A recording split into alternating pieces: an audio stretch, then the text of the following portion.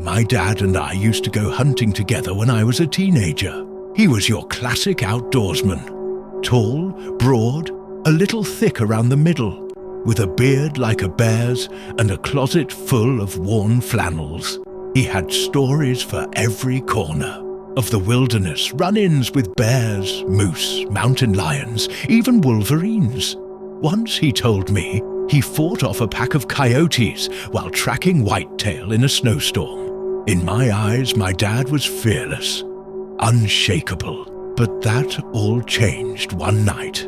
We were camped near the base of a rocky ridge, deep in one of our favorite hunting areas.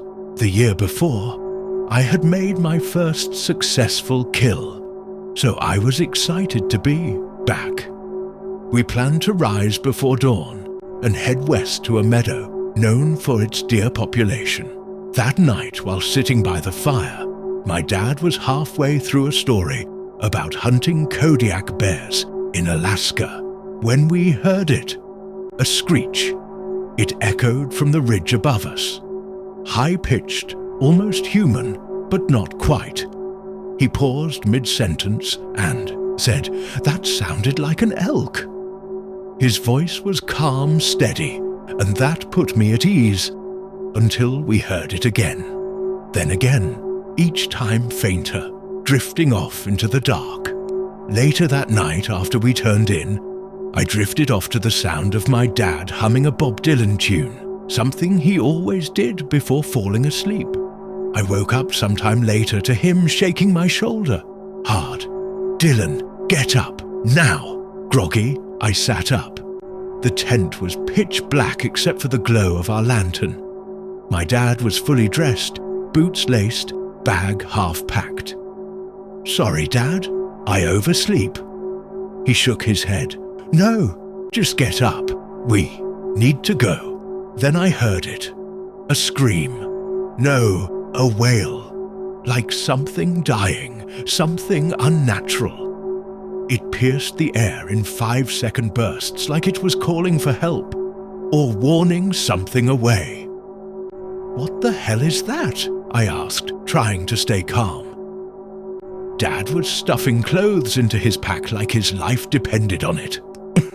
"I don't know, but I've never heard anything like it before." It wasn't just screaming. There were words in it, jumbled nonsense phrases thrown together in a sick mimicry of speech. I asked if it was a person. Maybe someone's tripping on mushrooms. He stopped, locked eyes with me and said, "This isn't a joke. Load your rifle." That's when I knew this was real. My dad, who treated gun safety like gospel, never loaded inside the tent, but he made me do it now. The screaming had stopped by the time we stepped outside. There were no lights on the ridge above, just jagged rock and darkness. We tore down the tent in silence, working fast. As we started our hike down the ridge, my dad held his rifle tight. At one point he said, "I'm going to fire 2 shots. If someone needs help, they'll respond." He fired. We waited. Nothing. About 30 minutes later, we reached the meadow. That's when the screaming started again. Only now, it wasn't up on the ridge. It was behind us, in the tree line, following. My dad raised his hand and we stopped cold. I held my breath, trying to stay still. "Stay close to me," he said. Then he started walking fast, too fast for me to keep up. Long strides across the open field. The screams chased us across the meadow. They were shrill, desperate, too fast to be human. When we hit the next forest, the path sloped downhill. It was a narrow trail winding past a stream and into the lot where our truck was parked. I knew we were close, but I was exhausted and terrified.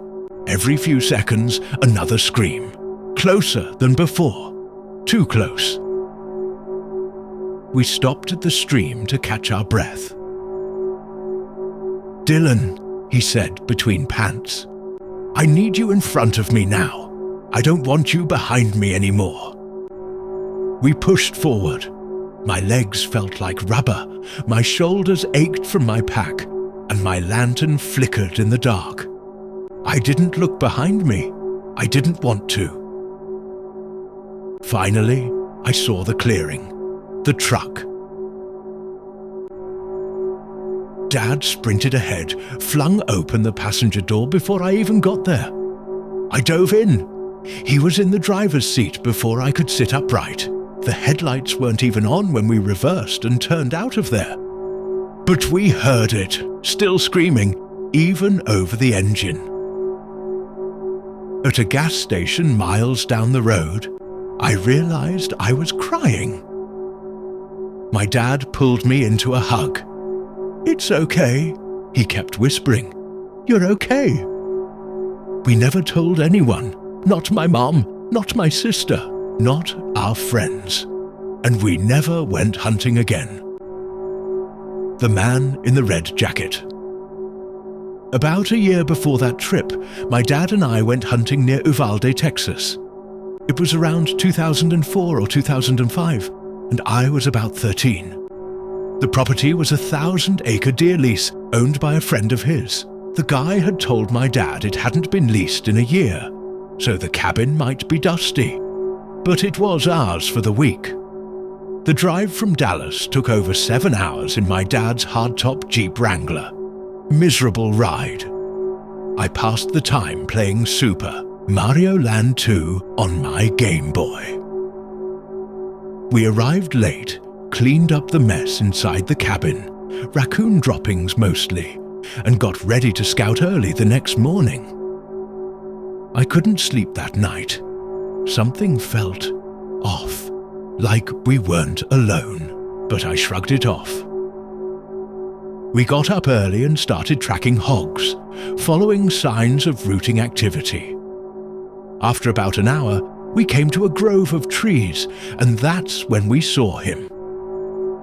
Someone standing maybe 50 yards away, not moving. Wearing a bright red jacket, which was weird. First, this was private land. Nobody else was supposed to be there. Second, this was Texas summer. It was pushing 90 degrees, and this guy looked like he was dressed for a ski resort. Jacket, pants, gloves. My dad called out, "Hey, this is private land." No response. He told me to stay behind him and started approaching. We got within about 20 yards when he stopped and just stared. "It's a mannequin," he finally said. I walked closer. It wasn't just a mannequin, it was perfect.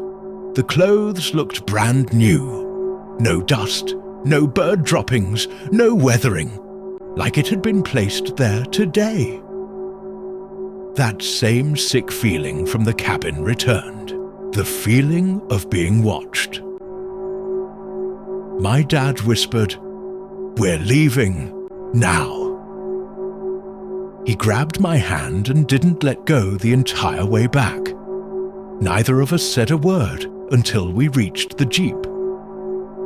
On the drive home, my dad called the landowner, who was confused and insisted nobody had been out there. The gate was locked when we arrived. He had never had issues with trespassers thanks to the high fence. But someone or something had placed that mannequin there, and we were meant to find it.